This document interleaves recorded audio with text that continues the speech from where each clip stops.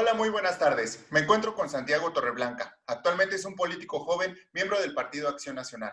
Busca hacer cambios en la política mexicana para que México sea un país mejor. Pero sin más preámbulo, le doy la más bienvenida a Santiago, que le agradezco que haya aceptado mi entrevista. Hola, muy buenas tardes. Gracias, hola Daniel, hola a la gente que nos escucha. Me gustaría comenzar. ¿Cómo surge este gusto por la política? Fíjate, yo nunca pensé en dedicarme profesionalmente a la política, siempre Ujú, pensé en intervenir en ella como un agente externo. sí, Mi meta de vida era yo dedicarme al litigio ujú, común y corriente y participar en política para poner mi granito de arena, para tener un vehículo para que me escucharan las ideas. Hoy ujú, en día existen las redes, Twitter y demás. En el año sí, 2000 que yo ingresé, si no era por un canal institucional, no había forma de que a uno de dar mis puntos de vista y poder influir en algo. ujú. ¿Por qué le llamó la atención el Partido Acción Nacional y por qué no otro? Fíjate que vi todos. Mira, Ujú, formas de pensar vas a encontrar millones, una por persona. No hay exactamente dos personas que piensen lo mismo. sí, Eh, Me puse a ver los principios de doctrina, los estatutos de todos y cada uno de los partidos y vi en cuál coincidíamos mayoritariamente, por lo menos en los cimientos, en mi forma de pensar y en la forma en que yo creía que podía la ciudad. Y fue por eso, fue tras un análisis. ¿y qué opinas sobre la política en México? La, la, es que hay que distinguir lo que es la política seria, o sea, la política, el diseño de políticas públicas, el mecanismo de diseño de legislación, Ujú, un marco institucional con la grilla, sí, con la grilla. En ambos casos estamos ante escenarios agridulces. ujú, Tenemos una vasta experiencia en la generación de legislación adecuada, en la investigación y demás, en todos los partidos, y participa con ocurrencias y un nivel muy bajo. En el caso de hacer política en el sentido de construir acuerdos, recoger la voz ciudadana y transformarla en este tipo de mecanismos, ocurre lo mismo. sí. Tenemos tanto canales institucionales muy buenos de representación y mediación política, como la grilla barata de patadas bajo la mesa, mensajes vacíos en 30 segundos y mensajes populistas de un lado y del Ujú. otro. A ver, ningún partido tiene el monopolio de la virtud ni el monopolio de la corrupción. Como político joven, ¿qué iniciativas tiene para mejorar el país? Mira, yo creo que, híjole, es que es un cambio, es un abanico muy amplio. Sí. Para empezar, combate a la corrupción. Ujú, La corrupción nos afecta muchísimo, muchísimo, no solo económicamente, nos hace perder certeza, nos hace ahuyentar las inversiones y nos denigra como personas. ujú, Ya tenemos un sistema nacional y local anticorrupción, pero siguen faltando mecanismos preventivos. ujú, Buscar, investigar la corrupción pasada, señalarla con dedo flamígero, iniciar procesos penales administrativos, y se sí, hace trienio tras trienio, sexenio tras sexenio, y te sirve para sacar algo de raja política, pero no te resuelve el problema. ujú, Tenemos la macrocorrupción, sí, que es el de las grandes adquisiciones, contratos inflados, adjudicaciones directas, etcétera, y la microcorrupción, la corrupción ordinaria del ciudadano de a pie. Eh, el dinero para el policía, el dinero en el juzgado para que el actuario vaya a emplazar, eh, el dinero al verificador no clausure porque me faltan medidas de protección civil como extintores. Son mecanismos diferentes para combatir una y otra. sí. A nivel macro corrupción, ya debemos ser radicales y de plano no autorizar el ejercicio de recursos públicos y el proceso de licitación no se llevó a cabo. Ujú, Porque si no, en lo que investigamos, en lo que sale la cuenta pública, sí. se analiza y se sanciona, pues ya pasó. Ujú, Y a lo mejor sancionamos a funcionarios, a lo mejor no, pero no se previene que se ejerza gasto de un presupuesto que no tenemos, está raquítico, especialmente en un contexto de crisis económica y pandemia como actualmente. ¿Cómo se logran esos cambios? Con medidas muy drásticas de reformas a la ley de adquisiciones, poniendo explícitamente la imposibilidad de ejercer el gasto si no fue mediante una licitación. Ahorita tenemos niveles alarmantes de adjudicaciones directas del 70%. sí.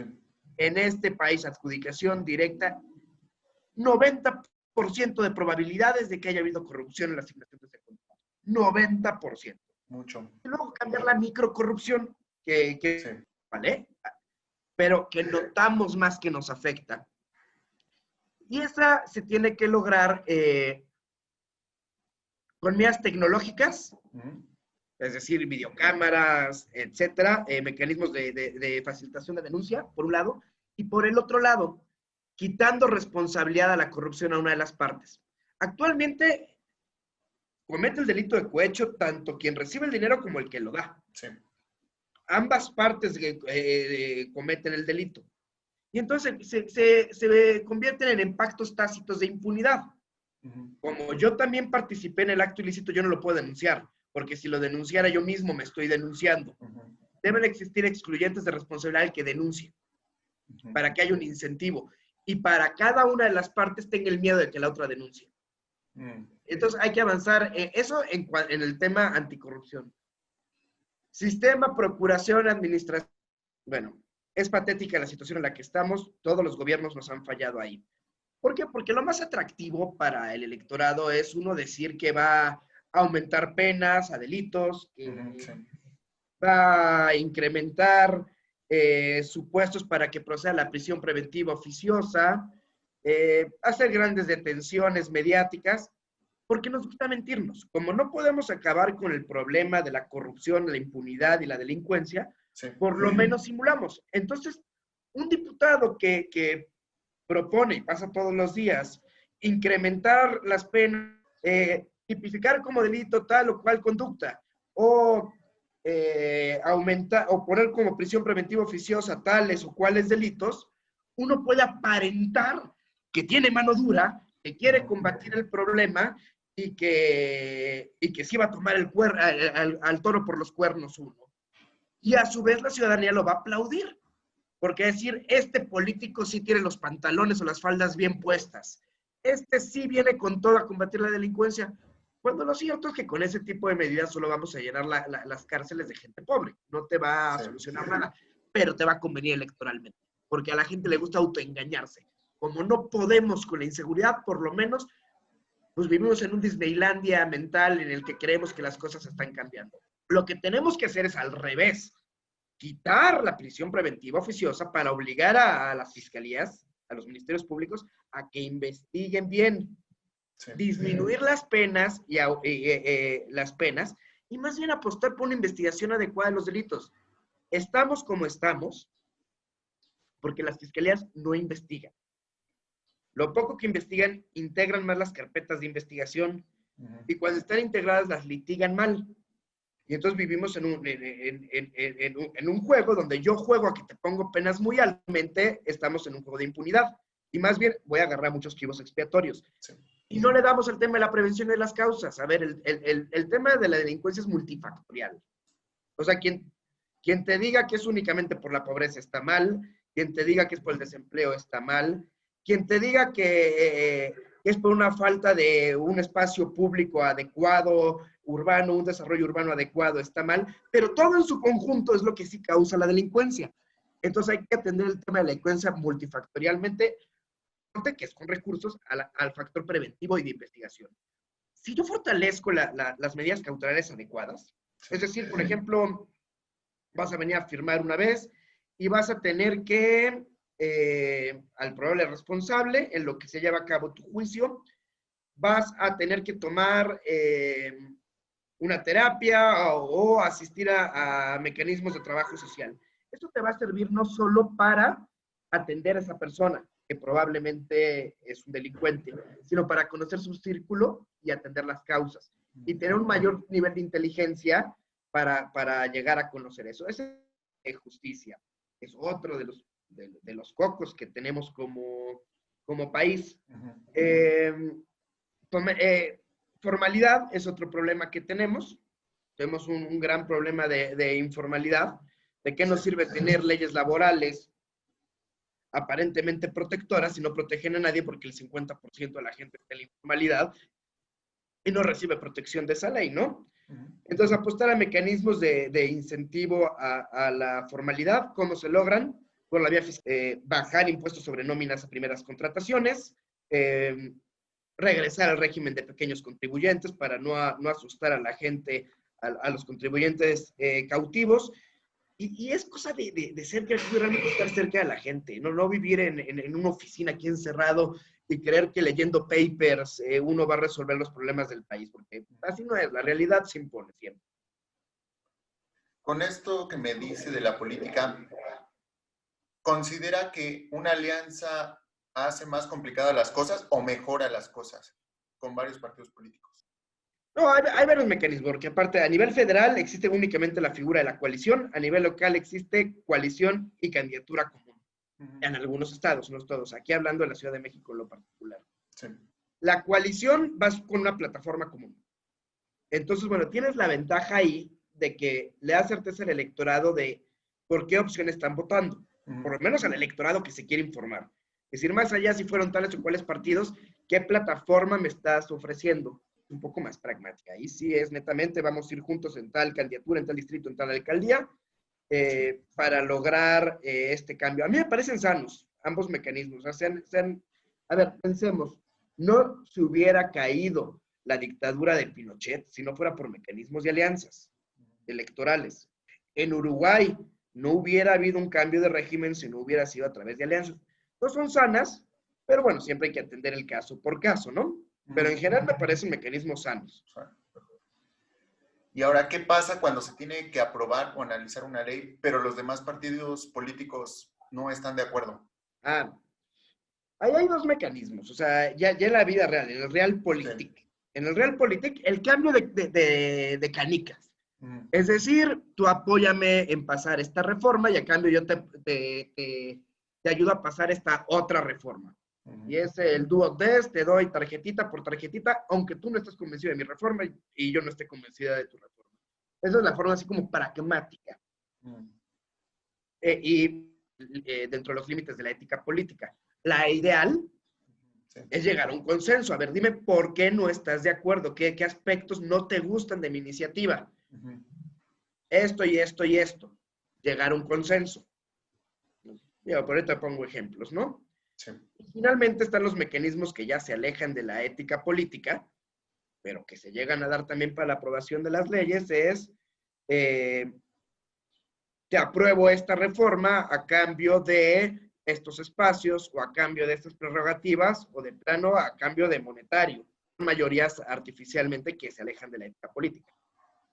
¿Cuál ha sido el reto más grande al que se ha tenido que enfrentar en la vida política? Pues ya, sí, una gran decepción fue el etiquetado frontal de alimentos. Yo presenté esa iniciativa en la legislatura pasada. Había muchísima reticencia del sector alimentario, mucho cabildeo muy duro en contra. Logré que se aprobara en comisiones, pero pues ya llegó el que subió al pleno a ser votada. No, con gran satisfacción de que ahora ya se votó, ¿no? La gran decepción de que realmente los mecanismos, fue un reto pasarla, una satisfacción pasarla en comisiones y que actualmente se haya pasado. Y una decepción de cómo los mecanismos reales de poder dentro de los congresos son los que acaban imperando muchas veces. Sí. Muchas veces yo acabo diciendo que muchos investigadores escribiendo sus artículos logran mayores cambios democráticos que diputados presentando iniciativas que se van a quedar en un cajón. ¿Alguna vez te han propuesto cambiarte de partido político? ¿Que te hayan dicho, vente a mi partido político? ¿O siempre ha sido PAN? No, yo siempre he sido PAN, sí me han invitado. Tengo, desde antes del tema de las alianzas, tengo amigos en el PRD que me llegaron a invitar. Pero su corazón PAN. Pero en mi corazón yo soy panista, 100%. Ahora, ¿qué crees que le hace falta a la política mexicana para que ahora sí los jóvenes empiecen a creer? Y te lo digo porque en pláticas así con amigos me dicen es que es lo mismo, no hay cambios. Entonces, ¿qué crees que le falta a la política? Pues incorporarlos realmente, o sea, incorporarlos a que realmente que si un joven hace una propuesta, esa propuesta sí se va a ver traducida en una política pública, una ley. Porque si no dicen, híjole, yo afiliarme a un partido A, B o C para repartir volantes que me dieron previamente, no lo veo como un canal de comunicación. Y aparte, falta más debate, o sea, que los jóvenes vean que hay un debate, que los partidos políticos no son manadas o rebaños, sino que son espacios de discusión política. Invitarlos a la verdadera participación. Ya para ir terminando, ¿Qué le dirías a los jóvenes que tienen la inquietud de entrar a este mundo de la política?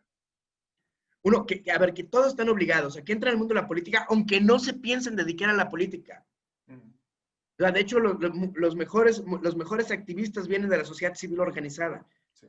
Y que política no necesariamente es política partidista. Participen en organizaciones civiles, en grupos de amigos, demás, pero que participen y exigen, ser muy exigentes con la autoridad y no ser aplaudidores ni detractores oficiales, sino siempre racionales.